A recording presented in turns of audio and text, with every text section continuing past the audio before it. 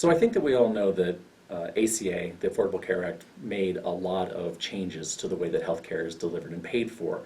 And chief among those is what's called the essential health benefit. And the essential health benefit is a classification of 10 types of services that have to be included in, that have to be paid for by insurers.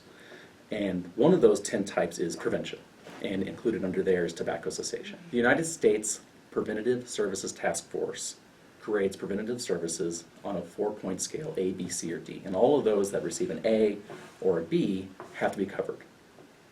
And that includes tobacco cessation services, which are screening services, as well as counseling and medication. In order to be ACA compliant, all small group and individual insurance plans are no longer allowed to exclude any of the FDA-approved tobacco cessation medications, including both prescription and over-the-counter.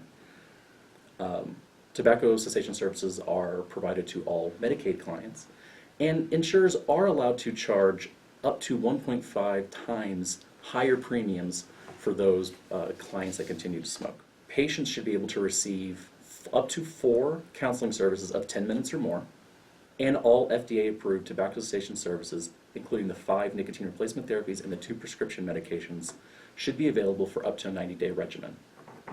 So I think that the reason that this is important to know is because a lot of the people you're going to be working with are going to be wondering about reimbursement and whether their patients are covered and whether or not they're going to get any money back for the services that they provide.